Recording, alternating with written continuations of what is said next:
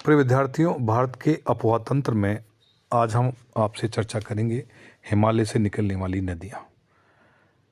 यदि आप भारत के मानचित्र को ढंग से अध्ययन करेंगे तो हम हिमालय से निकलने वाली 3 बड़े नदी तंत्र को हम लोग देख सकते हैं।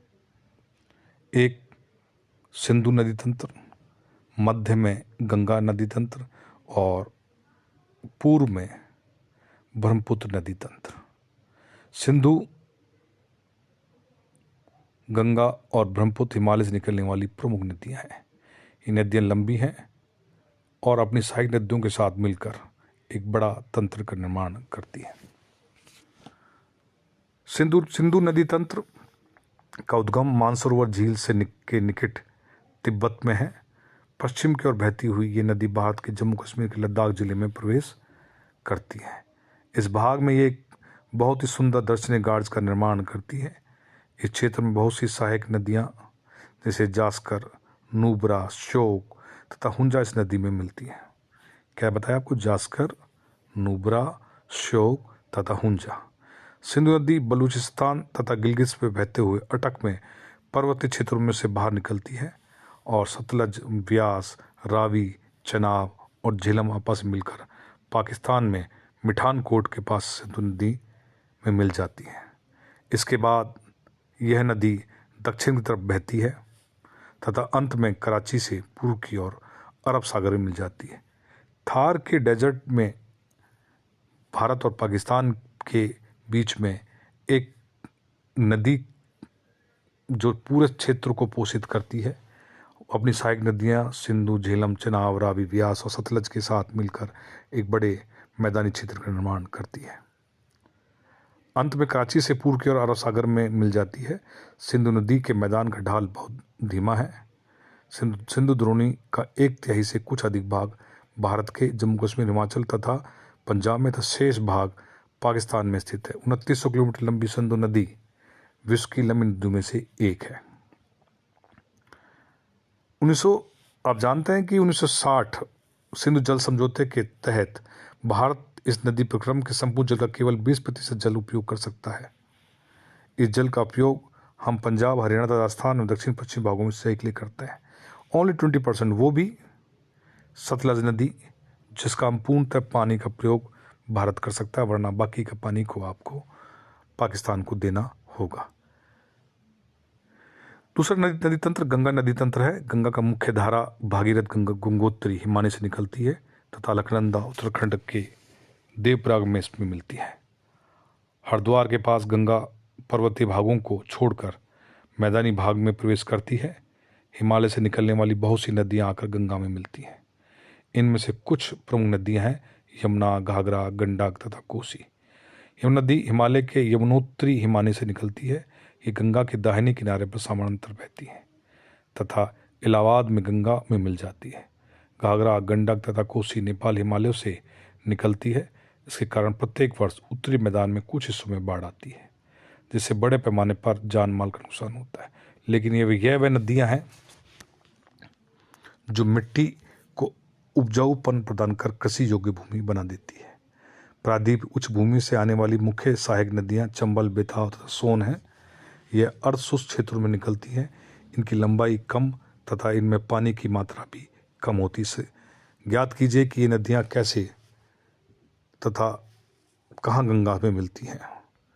बाएं तथा दाएं किनारे पर सहायक नदियों के जल से परिपूर्ण गंगा पूर्वी दिशा में पश्चिम बंगाल के फरक्का तक बहती है।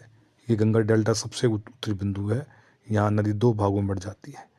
भागीरथ हुगली, जो इसकी एक वितरिका है, दक्षिण की तरफ बहती है तथा डेल्टा के मैदान में होते हुए बंगाल की खाड़ी में मिल जाती है। मुख्य धारा दक्षिण की ओर बहती हुई बांग्लादेश में प्रवेश करती है एवं ब्रह्मपुत्र नदी से आकर मिलती है। अंतिम चरण में गंगा और ब्रह्मपुत्र नदियों समुद्र में विलीन होने से पहले मेघनाद से नाम से जानी जाती है। गंगा एवं ब्रह्मपुत्र के जल वाली यह वृहद नदी बंगाल की खाड़ी में मिल जाती है। इन नदियों के द्वारा बनाए गए डेल्टा को सुंदरबन का डेल्टा नाम से जाना। वर्ल्ड का सबसे बड़ा डेल्टा है सुंदरबन का डेल्टा, जिसको हम हिंगुल भी कहते हैं और मैंग्रोव भी कहते हैं। क्या आप जानते हैं कि सुंदरबन का डेल्टा वहाँ नाम पाए जाने वाले सुंदरी पादप के लिए जाता है। सुंदरबन का डेल्टा विश्व से बड़ा तेजी से वृद्धि करने वाला डेल्टा है। यहाँ रॉयल बंगाल टाइगर भी पाए जाते हैं। गंगा की लंबाई 2500 किलोमीटर से अधिक है।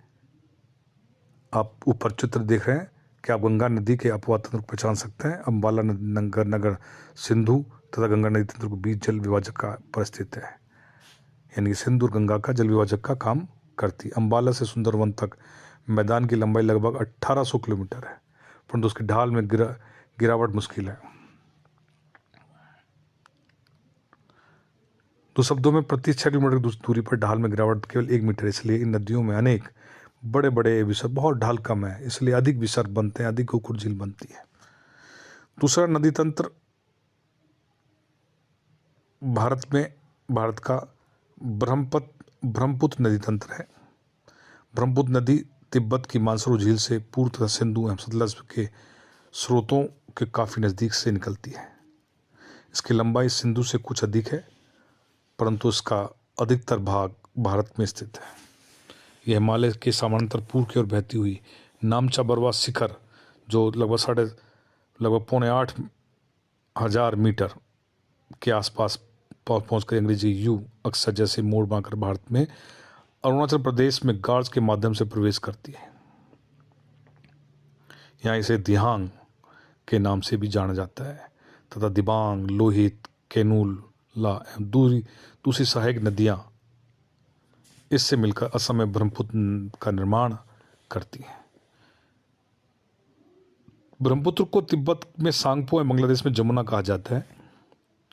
तिब्बत एक शीत एवं शुष्क क्षेत्र है, अतः यहाँ इस नदी में जल एवं सिल्ट की मात्रा बहुत कम होती है। भारत में उच्च वर्षा वाले क्षेत्रों से होकर गुजरती है। यहाँ नदी में जल एवं सिल्ट की मात्रा बहुत बढ़ जाती है। असम में ब्रह्मपुत्र अनेक धाराओं में बहकर एक गुम्फित नदी के रूप में बहती है, मतलब अंदर बहती है तथा बहुत सी नदियां द्वीपों का निर्माण करती है। ब्रह्मपुत्र में विश्व का सबसे बड़ा द्वीप नदीद्वीप नाम है, बहुत बड़ा द्वीप है। बाढ़ के तथा असम तथा बांग्लादेश की बहुत अधिक क्षति पहुंचाती है। उत्तर भारत के अन्य नदियों के विपरीत ब्रह्मपुत्र नदी में सिल्ट निक्षेपण की मात्रा बहुत अधिक होती है। इस कारण नदी की सतह बढ़ जाती है और ये बार बार अपनी धारा के मार्ग में परिवर्तन लाती है। तो प्रिय विद्यार्थियों, हिमालय में हमने देखा तीन नदी तंत्रों के विषय में चर्चा करी।